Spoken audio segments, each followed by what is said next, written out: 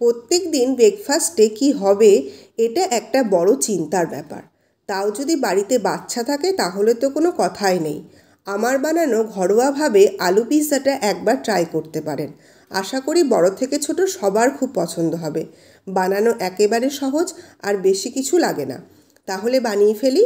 প্রথমে 4টে ব্রেড 2 পিঠ একটু সেঁকে নেব। আমার কাছে ব্রাউন ব্রেড ছিল, আমি তাই নিয়েছি। আপনাদের কাছে যা ব্রেড থাকবে তাই নেবেন। তারপর 3টে মিডিয়াম সাইজের আলু নিয়ে গ্রেট করে নেব। আলু ভালো করে ধুয়ে জল চিপে নেব। মোটামুটি 2-3 বার ধুয়ে নিয়েছি। এবার ব্রেডগুলো অল্প অল্প করে ছিঁড়ে মিক্সার গ্রাইন্ডারে শুকনো গ্রেট করে নেব। দেখুন, ঠিক এইভাবে আমি গ্রেট করে নিয়েছি।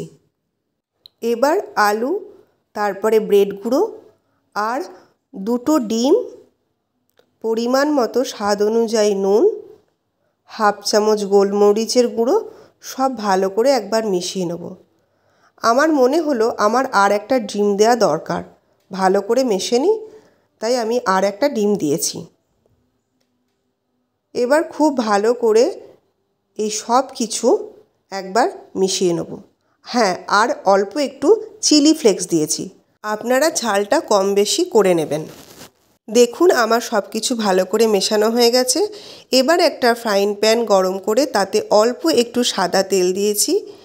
তেল গরম হয়ে গেলে ওই মিশ্রণটা দিয়ে দেব এবং হাতে করে বা যে কোনো কিছু যেমন খুন্তি, চামচ এসব দিয়ে গোল সাইজের করে নেব, ঠিক এইভাবে। এবার এক পিঠ ভালো করে হতে দেওয়ার জন্য ঢাকা দিয়ে দেবো। 10 মিনিট পর ফিরে আসছি। ঢাকা খুলে এক পিঠ এইভাবে থালায় নিয়ে উল্টে দেব। এবার ওপর থেকে টমেটো সস একটু পুরু করে দিয়ে দেব। আপনাদের কাছে যদি পিৎজা সস থাকে অতি অবশ্যই পিৎজা সস দেবেন। আমি আপনাদের সহজভাবে ঘরোয়াভাবে দেখিয়ে দিচ্ছি। এবার কিউব করে ছোট করে কুচানো ক্যাপসিকাম আর পেঁয়াজ ভালো করে ওপর থেকে সাজিয়ে দেব। ঠিক যেভাবে ভিডিওতে দেখছেন সেভাবে সাজিয়ে নেবেন। এখানে পনির কিউব করে দেওয়া যায়, চিকেন সেদ্ধ করে দেওয়া যায়, বিভিন্নভাবে পিৎজা করা যায়। এবার আমি চিজের কিউব ছড়িয়ে দিচ্ছি।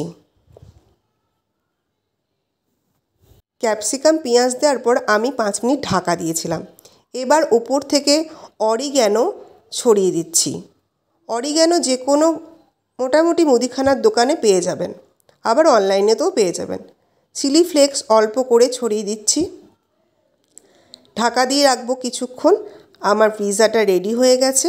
এবার একটা থালায় সার্ভ করে নিচ্ছি এবং পিস করে কেটে আপনাদের দেখাচ্ছি। আমার বানানো এই ঘরোয়া পিৎজা একবার বাড়িতে ট্রাই করবেন। খেতে ভীষণ টেস্টি হয় আর খুব একটা আনহেলদিও হবে না। দেখছেন কতটা সুন্দর হয়েছে। Thanks for watching.